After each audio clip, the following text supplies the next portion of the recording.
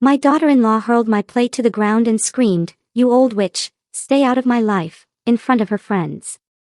That Monday, I gave her a letter with the truth, one that left her collapsing in shock. Can you even imagine the horror? One moment, you're at your son's elegant dinner party, surrounded by friends and family, and the next, your own daughter-in-law is screaming, "Old hag, get out of my life," as a perfectly good porcelain plate shatters at your feet. And the truly agonizing part. My own son just stood there, watching, doing absolutely nothing to stop her. That night, my entire world, and that innocent plate, splintered right there. My daughter-in-law, Victoria, stood over me, her face a mask of pure, unadulterated rage. And those words, "Old hag, get out of my life," rang out for 20 horrified guests to hear. Oh God, the clatter of that plate hitting the hardwood floor still rings in my ears.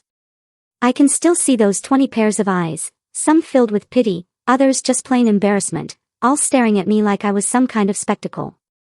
My name is Ashley Thompson, I'm 65. All my life, I've tried to be a good mother, a supportive mother-in-law, a loving grandmother. But in that gut-wrenching moment, Victoria made it painfully clear that none of it mattered. "Mom, please." My son Robert whispered, his eyes pleading. And guess who he was pleading with? Not her. With me. Begging me not to make the scene worse. He never once turned to Victoria. Never once chastised her. Never once, not even for a second, stood up for me. I just stood there, food splattered all over my beige slacks, my hands trembling uncontrollably. Victoria just glared, her perfectly made-up face twisted with disgust. This wasn't the first time she'd let her true feelings show, not by a long shot. But this was the most public. The most humiliating. "I think it's best if you leave, Ashley," she said, her voice dripping with this sickeningly false concern. "You're clearly upset, and we wouldn't want you to have one of your episodes." Episodes? I don't have episodes. I never have. But Victoria had spent years meticulously constructing this twisted narrative about me to Robert and their friends, that I was unstable, difficult, intrusive. And my son, the little boy I'd raised alone after his father died when he was just 10 years old, he believed her. As I numbly gathered my purse and cardigan, my heart shattered again. I caught sight of my beautiful grandchildren, Emma, 7, and Lucas, 5, peeking over the banister at the top of the staircase. Their wide eyes watched as their grandmother was thrown out of their home like garbage. What were they learning watching this? What were they learning about respect? About family? The drive home was a blur. Just tears, you know. And those raw memories, they just kept crashing in. I remembered when Robert first brought Victoria home, 5 years ago. She was so charming back then. Laughing at my stories, complimenting my home. The change had been so gradual, so insidious. A cancelled invitation here, a snide remark there. Then came the restrictions on when I could see my own grandchildren, always with some flimsy excuse, "They're too busy. The kids have activities. Victoria needs family time without in-laws around." I pulled into the driveway of the small house I'd lived in for 40 years. The house where I'd raised Robert alone, working 2 jobs to ensure he had everything he needed. And now he lived in a sprawling home in the suburbs with a wife who clearly despised me for reasons I simply couldn't comprehend. Inside, I sank onto my couch, still in my stained clothes, and just let the tears flow. My phone buzzed. A text from Robert. "Mom, I'm sorry about tonight. Victoria is just stressed with work. Give her some space." Space. That's all I'd been giving them. So much space that I was becoming a stranger to my own grandchildren. And still, it wasn't enough. I dragged myself to the bathroom and caught sight of my reflection. I barely recognized the woman staring back at me. Shoulders slumped, eyes red-rimmed, face drawn with sadness. When had I allowed myself to become this person? When had I started believing that I deserved this treatment? That night, I slept fitfully, dreaming of porcelain shattering and voices shouting. In my dreams, I stood up for myself. I told Victoria exactly what I thought of her behavior. I reminded Robert of all the sacrifices I had made for him. But in reality, I had simply walked away, head bowed, utterly defeated. Morning brought no relief. I called my best friend, Martha, who had been trying to tell me for years that Victoria was systematically isolating me from my family. "Ashley, enough is enough," Martha said firmly. "You've let that woman walk all over you for too long. When are you going to stand up for yourself?" "What can I do, Martha?" I asked, my voice cracking. "If I confront her, she'll just use it as another excuse to keep me away from the children." "So, you'll just keep taking her abuse? Is that your plan?" I had no plan. I felt trapped, caught in an impossible situation. Fight back and risk losing what little contact I had with my family, or continue to endure Victoria's calculated cruelty. What I didn't know then was that Monday would change everything. Monday, when I would hand Victoria a letter that would make her fall out of her chair. A letter that would finally expose the truth and give me back the dignity I had surrendered piece by piece over the years.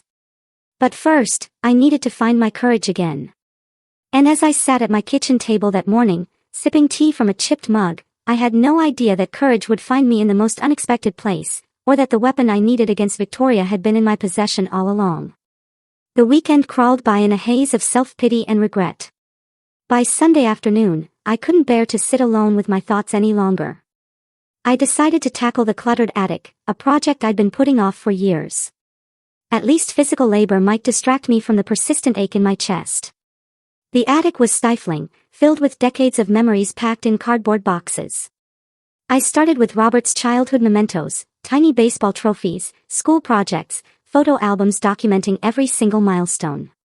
Had Victoria ever seen these? Did she know how I cheered at every game, helped with every science fair project, worked overtime to pay for college applications? Hours passed as I sorted through the boxes. My back ached and dust coated my clothes, but the physical discomfort was almost welcome. A different kind of pain to focus on. That's when I found it. A large manila envelope tucked behind an old dresser. I didn't recognize it at first. The envelope was yellowed with age, the flaps sealed with ancient tape. Inside were documents I hadn't thought about in years, the deed to Robert's house. My late husband, James, had purchased that property as an investment shortly before his sudden heart attack. He'd intended to renovate it for rental income, but never got the chance. After his death, I couldn't bear to sell it. It was one of the last decisions he'd made. Instead, I just kept up the property taxes and minimal maintenance, letting it sit vacant for years. Then, when Robert and Victoria got married, they'd been saving for a house. I remembered the moment so clearly, sitting at this very kitchen table, sliding a key across to my son. "It's yours," I had told him, explaining that his father had bought the property years ago. "Consider it an early inheritance and your wedding present." Robert had been stunned, so grateful. Victoria had been ecstatic. What I hadn't mentioned, what hadn't seemed important at the time, was that I had never legally transferred the property to Robert's name. I'd given them the house to live in, but the deed still listed me as the owner. I stared at the paperwork, my heart pounding. According to these documents, I still owned the house where Robert and Victoria lived. The house Victoria had thrown me out of just 2 days ago. I sank onto a dusty trunk, my mind racing. Did they know? Had they ever checked the property records? Given Victoria's reaction to my presence, I highly doubted she realized she was living in a house that legally belonged to me. As I continued digging through the envelope, I found insurance papers, tax records, and the original purchase agreement. Everything confirmed what I already knew. The house was still mine. I carried the documents downstairs, spreading them across my kitchen table to examine them properly. There had to be a mistake. Surely, I wouldn't have forgotten something so significant. But there was no mistake. I had given Robert the key, told him the house was his, but in the fog of grief following James's death, I had never completed the legal transfer. I had simply handed over the keys and let them move in, trusting that we would sort out the paperwork eventually, but we never had. My phone rang, startling me. It was Sandra, a neighbor who lived near Robert and Victoria. "Ashley, I hope I'm not disturbing you," she said hesitantly. "Not at all, Sandra. Is everything okay?" She paused. I wanted to check on you after what happened at the dinner party. Word gets around, you know." I closed my eyes, a fresh wave of humiliation washing over me. I'm fine, Sandra. Thank you for asking. There's something else, she said, her voice dropping. I'm not one to spread gossip, but I thought you should know. I've seen Victoria with someone several times now. My grip tightened on the phone. What do you mean? A man? Not Robert. They meet at the cafe on Maple Street. They seem very close. Yesterday, I saw them in his car. They were kissing, Ashley. The room seemed to tilt. Victoria was cheating on my son. The same woman who had systematically pushed me out of their lives, who had convinced Robert I was the problem. Have you told Robert? I asked, my voice barely audible. No, I thought you should know first. I wasn't even sure if I should say anything at all. After Sandra hung up, I sat motionless at my kitchen table, surrounded by property documents and this new, explosive information. Victoria was cheating on my son. She was living in my house. And she had publicly humiliated me. Pieces started falling into place. Victoria's increasing hostility toward me, her determination to cut me out of their lives. What if it wasn't just ordinary mother-in-law tension? What if she was deliberately isolating Robert from his entire support system? I knew I needed to confirm Sandra's story before jumping to conclusions. But combined with the property documents spread before me, I now held information that could completely change the power dynamic between Victoria and me. For the first time since that disastrous dinner party, I felt a flicker of something other than despair. Not quite hope, not quite vindication, but a growing certainty that the universe had just handed me the means to reclaim my dignity and protect my son. Monday was approaching, and with it, a decision I never thought I'd have to make. Should I confront Victoria with what I knew? Should I tell Robert about his wife's betrayal? Or should I simply assert my legal rights to the house they lived in? As the sun set outside my window, I knew one thing for certain: I was done being the victim in Victoria's story. It was time for me to write my own ending. That night, sleep completely eluded me. I tossed and turned, my mind racing with all the possibilities and terrifying consequences. By morning, exhaustion had settled deep in my bones. But with it, a strange clarity had emerged. I called Martha. I need your advice, I said the moment she answered. Can you come over? An hour later, we sat at my kitchen table. The property documents spread between us, a pot of strong coffee steaming. Martha listened without interruption as I explained everything: the house, Sandra's shocking revelation about Victoria's affair, my growing suspicion that Victoria was systematically isolating my son. When I finished, Martha reached across the table and squeezed my hand. Ashley, she said, her voice gentle yet firm. I've been waiting 5 years for you to see what that woman really is. I should have listened to you sooner, I admitted, a fresh wave of regret washing over me. The question is, Martha asked, tapping the property deed. What are you going to do now? You have options, Ashley. Real power. Did I? The thought was so foreign, so utterly alien after years of yielding to Victoria's hostility, stepping back to keep the peace, making myself smaller to accommodate her endless demands. I could tell Robert about the affair, I said quietly. Martha frowned. And what if he doesn't believe you? Victoria's had years to poison him against you. He might think you're making it up out of spite. She was right. Victoria had so skillfully positioned me as the jealous, clingy mother who just couldn't let go. Any accusation from me would be filtered through that distorted lens. Or, Martha continued, you could use the house legally. You could evict them. I recoiled at the thought. I would never do that to Robert or my grandchildren. Of course not, Martha said, a knowing glint in her eyes. But Victoria doesn't know that. I stared at my oldest friend, seeing the strategic mind that had made her a formidable business owner before retirement. You think I should threaten her? I think you should let her know that you know about everything, Martha corrected. The affair, the house. Let her realize that the power dynamic has shifted. Martha's eyes gleamed. Watch her squirm for a change. The idea was tempting. So tempting that it frightened me. Was I really considering such calculated retaliation? But wasn't that precisely what Victoria had been doing to me for years? I don't want revenge, I said finally, my voice softer. I just want to protect my son and my grandchildren. And maybe to get back a little of what she's taken from me. Martha nodded. Then you need evidence of the affair. Something concrete that Robert can't dismiss. And then what? Break my son's heart. Destroy his family. Victoria is already doing that, Martha said bluntly. You'd just be opening his eyes to the truth. After Martha left, I sat alone, weighing my options. The thought of confronting Victoria made my stomach clench with anxiety. She was younger, more confident, quicker with cutting remarks. But she had also never seen me fight back. I spent the afternoon driving past the cafe on Maple Street, where Sandra had seen Victoria with her lover. Fortune favored me. There they were, sitting at an outdoor table, their hands intertwined. I parked a safe distance away and used my phone to take pictures. Victoria looked animated, happy, her face lit with an ease I'd never seen when she was with Robert. The man was handsome in a polished way, expensive haircut, designer clothes. They seemed so comfortable together, so familiar. This was clearly not a new development. I followed at a distance when they left the cafe. They walked to a sleek car parked on a quiet side street. Before getting in, Victoria glanced around furtively, then leaned in for a passionate kiss.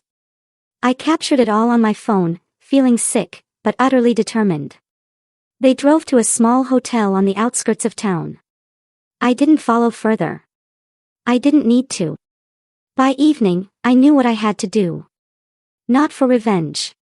Not for satisfaction. But because my son deserved the truth, and because I deserved to reclaim my dignity. I sat at my desk and began to write, the words flowing more easily than I expected. Victoria, I wrote. I want you to know 3 things. First, the house you live in, the house you threw me out of, legally belongs to me. I never transferred the deed to Robert's name. Enclosed are copies of the relevant documents. Second, I know about your affair. I know about the man you meet at the cafe on Maple Street. About your trips to the Park View Hotel. I have photographic evidence, also enclosed. Third, I love my son and my grandchildren more than anything in this world. I've stepped back, stayed silent, and endured your cruelty because I feared losing them entirely. That ends now. I don't want to hurt Robert. I don't want to devastate my grandchildren. But I will not allow you to continue destroying our family while living under my roof. You have a choice. End the affair immediately and start treating me with the basic respect any human being deserves, or I will tell Robert everything and begin formal eviction proceedings. I'm not asking to be your best friend. I'm simply requiring decency for myself and for the sake of my son, who deserves better than betrayal. You have until Friday to decide. Ashley. I read the letter over, feeling a strange calm settle within me. The words weren't vindictive or overly emotional, just clear, factual, and firm. I enclosed copies of the property documents and printed several of the photos I'd taken. Tomorrow was Monday. Tomorrow I would hand Victoria this letter that would make her fall out of her chair. Tomorrow everything would change. For the first time in years, I slept soundly, undisturbed by fears of disapproval or rejection. Whatever happened next, I would face it standing tall. Monday morning dawned bright and clear, a stark contrast to the storm brewing inside me. I dressed carefully, a simple blue dress that Martha always said brought out my eyes, comfortable but elegant flats, a touch of makeup. Not for Victoria's benefit, but for my own. Today, I needed every ounce of confidence I could muster. The envelope sat on my kitchen counter, sealed and waiting. Inside were the truths that could shatter the careful facade Victoria had constructed, the proof of her affair, the documents showing that I owned the house she had made into her fortress against me. I checked the time. Robert would be at work, he always left by 7:30. The children would be at school. Victoria typically spent Monday mornings at home catching up on household affairs before meeting friends for lunch. It was the perfect opportunity. As I drove to their house, my resolve wavered. Was I really prepared to upend everyone's lives? What if this made things worse? What if Robert blamed me for being the messenger rather than Victoria for her betrayal? No, I said aloud, gripping the steering wheel tighter. I can't keep living like this. My house, legally speaking, came into view. The lawn was immaculate, the garden beds bursting with the flowers Victoria selected each season. Even from the outside, it looked like the perfect home for the perfect family. But I knew better now. I parked at the curb, took a deep breath, and walked up the stone path to the front door. The envelope felt heavy in my hands, weighted with consequences. I rang the doorbell and waited, heart pounding. After a moment, I heard footsteps approaching. The door swung open, and there stood Victoria, perfectly put together, as always, in designer jeans and a crisp white blouse. Her expression shifted instantly from neutral to cold annoyance. "Ashley," she said flatly. "Robert's not home." "I know," I replied, my voice steadier than I'd expected. "I came to see you." She raised an eyebrow, making no move to invite me in. "I thought I made it clear on Friday that we needed space." "You made a lot of things clear on Friday," I said, meeting her gaze. "May I come in?" "This won't take long." Victoria hesitated, then stepped back grudgingly. 5 minutes. "I have a busy day." I followed her into the living room, the same room where she'd humiliated me just 3 days ago. The physical evidence was gone, no shattered plate, no food stains on the floor. But the emotional debris remained, thick in the air between us. "Well?" Victoria crossed her arms, tapping her foot impatiently. "What's so important?" I held out the envelope. "This is for you." She looked at it suspiciously. "What is it?" "Something you need to see." With obvious reluctance, Victoria took the envelope and tore it open. Her eyes scanned the first page of my letter, widening slightly. Then she flipped to the property documents, her fingers tensing around the paper. When she reached the photographs, her face drained of color. She looked up at me, then back at the photos, then at the deed. Her legs seemed to give out as she sank into the nearest chair, the papers clutched in her trembling hands. This is absurd," she stammered. But the raw panic in her eyes betrayed her. "These photos they don't show anything. And this paperwork must be outdated." "The photos show exactly what they appear to show," I said calmly, my voice unwavering, "and the property records are current. I checked with the county office yesterday." Victoria's composure cracked further. "You had no right to spy on me. And you had no right to treat me the way you have for years," I countered. "To isolate my son from me, to limit my time with my grandchildren, to throw me out of my own house." "Your house." Her voice rose shrilly. "This is our house, Robert and I." "Robert and you have been living here because I allowed it," I interrupted, cutting through her rising hysteria. "I gave him the key as a wedding present, but I never legally transferred ownership. An oversight on my part, but a fortunate one, as it turns out." Victoria stood suddenly, her face flushing with anger. "This is blackmail." "No," I said evenly. "This is a boundary. This is me standing up for myself after years of your cruelty." "You wouldn't dare tell Robert," she hissed. "It would destroy him." "Is that what you want? To hurt your precious son?" I met her gaze steadily. "I don't want to hurt anyone. That's why I'm giving you a choice. End the affair, treat me with basic respect, or face the consequences of your actions." Victoria's eyes narrowed to slits. "You think you've won, don't you? You think you can waltz in here with your threats and your so-called evidence and suddenly have power over me?" "This isn't about winning, Victoria," I said, my voice quiet but firm. "It's about truth. It's about my family. Yes, my family, including my son and my grandchildren, and my place in it." She threw the papers onto the coffee table, her hands shaking with rage. "Get out of my house."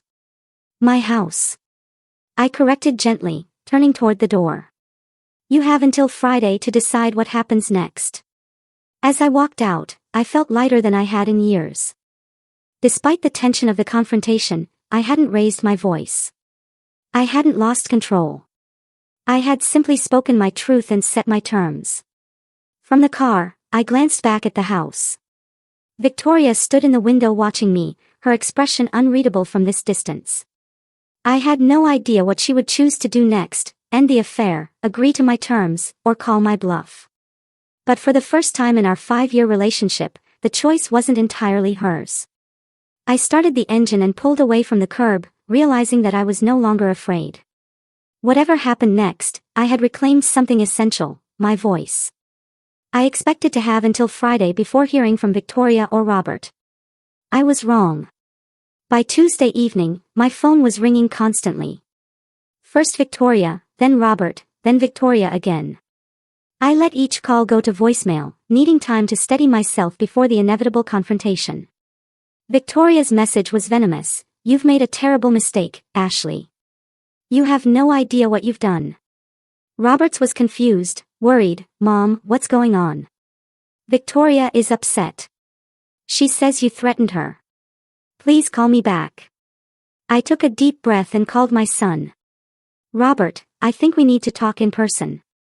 "Mom, whatever is happening between you and Victoria, can't you just apologize? She's really upset."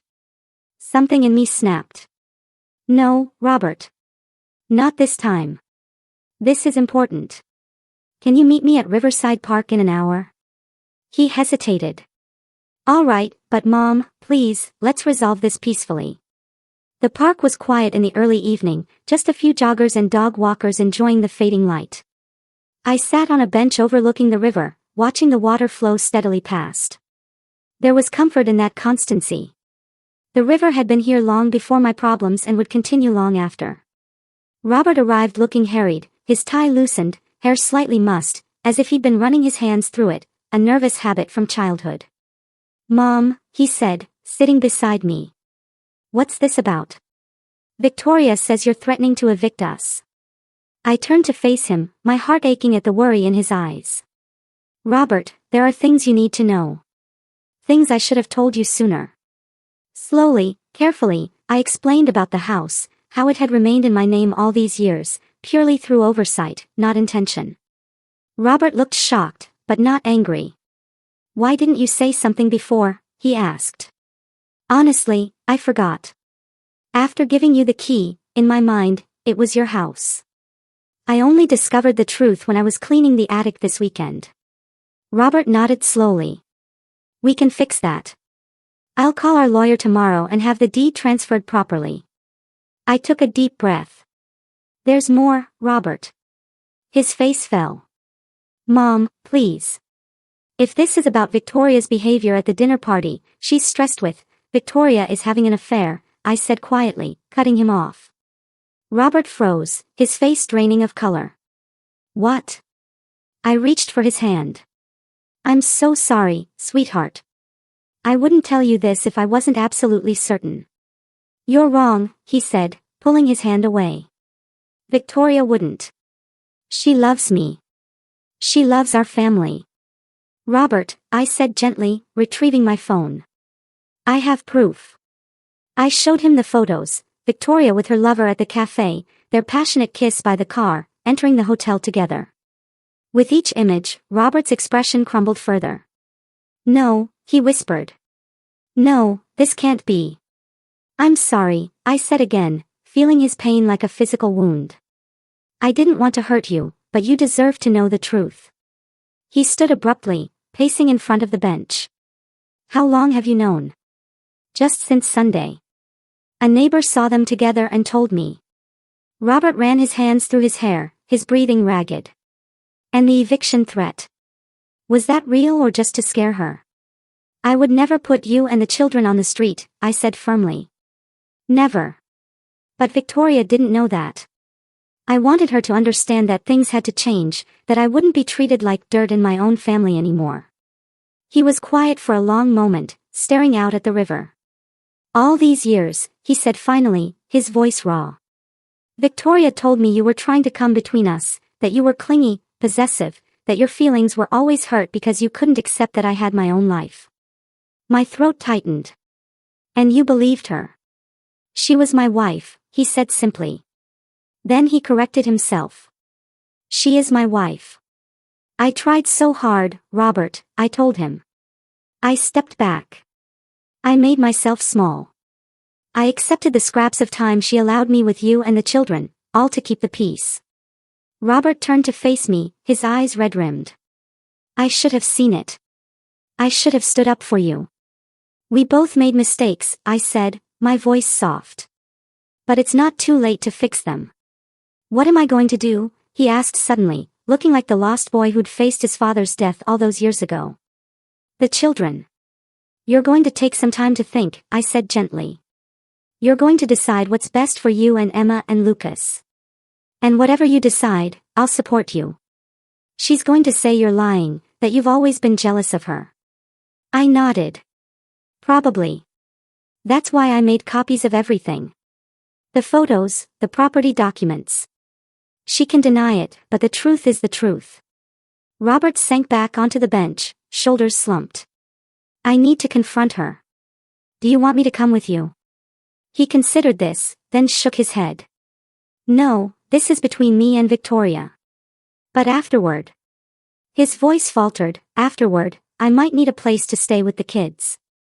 You know, you're always welcome, I said, my heart both breaking for his pain and swelling with hope that my son might finally be coming back to me. As dusk settled over the park, Robert and I sat in silence, watching the river flow. The confrontation with Victoria still loomed ahead. But something fundamental had already shifted. For the first time in years, my son and I were on the same side, facing the truth together instead of divided by Victoria's manipulations. Whatever happened next, we would face it as a family. The real family that had existed long before Victoria entered our lives. 6 months. 6 months can truly change everything. On a warm Saturday morning, I stood in my kitchen preparing breakfast. Pancakes shaped like dinosaurs, a weekend tradition that had recently been reinstated. Upstairs, I could hear the patter of small feet and excited whispers as Emma and Lucas awakened. Grammy, is breakfast ready? Emma called down the stairs, her voice carrying through my house, which now held more love and laughter than it had in decades. Almost ready, sweetheart. I called back. Tell your daddy to bring you down. So much had changed since that fateful day when I'd handed Victoria the letter. The confrontation between her and Robert had been explosive. According to my son, Victoria had denied everything at first, then shifted to blame. It was Robert's fault for being emotionally distant. My fault for turning him against her. Society's fault for not understanding her needs. But faced with the undeniable evidence of her affair, her defenses had eventually crumbled. The woman who had seemed so invincible, so cruelly confident, had revealed herself to be a house of cards, fragile, insecure, built on lies. Robert and the children had moved in with me the very next day, bringing only what they could carry in a few hastily packed suitcases. Victoria had been apoplectic, threatening lawsuits, custody battles, even physical violence. But when Robert's lawyer, not mine, as I'd insisted this remain primarily between them, presented the property documents along with the evidence of infidelity, her position had weakened considerably. The divorce proceedings had been difficult, especially for the children. Emma, at 7, understood enough to know that her mother had done something that hurt her father deeply. Lucas, at 5, simply couldn't comprehend why his family had shattered overnight. I'd done my best to provide stability during those turbulent months. My small house became a refuge, not just for Robert and the children, but for me as well. After years of being pushed to the margins of my family's life, I was suddenly central again. Needed again. Robert appeared in the kitchen doorway, a child clinging to each hand. Good morning, Mom. Something smells amazing. Dinosaur pancakes. Lucas exclaimed, eyes wide with anticipation. I smiled, flipping a triceratops-shaped pancake onto a waiting plate. Who wants the first one? Me. Me. Both children shouted, scrambling onto the chairs I'd placed booster seats on. As I served breakfast, I marveled at how natural this felt. Having my family around my table, starting the day together, building new routines and traditions. It wasn't the future I had envisioned, certainly not one that came without pain, but it was real, and it was precious. Robert caught my eye over the children's heads and smiled, a genuine smile that reached his eyes, unlike the strained expressions I'd grown accustomed to during his marriage. Thanks for everything, Mom. I don't know how we would have gotten through this without you. That's what family does, I said simply. We show up for each other. After breakfast, while Robert helped the children get dressed, I checked my email. Among the usual messages was one that made my heart skip. Confirmation that the property transfer was complete. I had officially signed over the house, my house, to Robert. It had been my decision, made after months of careful thought. The house held too many painful memories for all of us now, tainted by Victoria's betrayal. More importantly, it had become clear that Robert needed a fresh start, a home that was truly his, without Victoria's influence or my history. The sale had closed yesterday. Robert didn't know yet. I'd tell him today, show him the papers, making him the sole legal owner. It was time for him to rebuild his life on his own terms, in a space that belonged entirely to him. The doorbell rang, interrupting my thoughts. Robert appeared in the hallway, confusion on his face. Are we expecting someone? I shook my head. I'll get it. Opening the front door, I found Victoria standing on my porch, looking nothing like the polished, confident woman who had once thrown my plate to the floor. Her hair was pulled back in a simple ponytail, her face bare of makeup, her designer clothes replaced by jeans and a plain sweater. Ashley, she said, her voice lacking its usual sharp edge. May I come in? I hesitated, protective instincts flaring. Victoria, I don't think that's, please, she interrupted. Just for a minute. I need to say something. Behind me, I heard Robert's sharp intake of breath as he recognized his ex-wife's voice. Mom, it's okay. Let her in. Victoria stepped into the hallway, her eyes darting nervously to Robert, then back to me. I won't stay long. She took a deep breath. I came to apologize. Of all the things I had expected from Victoria, an apology had never been among them. These past months, I've had a lot of time to think, she continued. The divorce, losing custody. Her voice faltered. I've been seeing a therapist, trying to understand why I did the things I did. Robert, and I was wrong. Victoria said simply, I was insecure. Jealous of your relationship with your mother. I convinced myself she was trying to control our lives when really I was the one doing the controlling. She turned to me. Ashley, I treated you terribly. The things I said, the way I isolated you from Robert and the children, there's no excuse. I'm truly sorry. I searched her face for signs of manipulation or hidden agendas, but found only genuine remorse. This wasn't the Victoria I had known, or perhaps it was a Victoria I had never been allowed to know. Thank you for saying that, I said carefully. It means a lot to hear. The children are upstairs, Robert said. They're almost ready for the park. Would you like to see them before we go? Victoria's eyes filled with tears. I would very much. As she climbed the stairs to greet her children, Robert turned to me. Do you think she's sincere? I considered the question. Yes, I do. People can change, Robert. Sometimes they just need a wake-up call. Later that day, after Victoria had gone and the children were napping, exhausted from their morning at the park, I showed Robert the property transfer documents. Mom, this is... I can't accept this. You can and you will, I said firmly. It's time for you and the children to have your own home again. A fresh start. Robert embraced me, his voice thick with emotion. I don't deserve you. You deserve everything good, Robert. You always have. That evening, as I sat on my porch watching the sunset, I reflected on the journey of the past 6 months. The pain of that dinner party, the shock of discovering the truth about Victoria, the courage it had taken to write that letter. All of it had led to this moment of peace. I had never wanted revenge. I had only wanted what everyone deserves, respect, love, and a place in my family. In standing up for myself, I had not only reclaimed my dignity, but had also helped my son see the truth he had been blind to for too long. The future was uncertain. Robert and the children would eventually move back into their own home. Victoria would remain part of our lives through the children. Healing would take time for all of us. But as I watched the golden light fade from the sky, I felt a profound gratitude. The plate Victoria had thrown to the floor that night had shattered beyond repair. But my family, my real family, had not. We had pieced ourselves back together, stronger at the broken places, ready to begin again. So, Tell me, what would you have done in my place?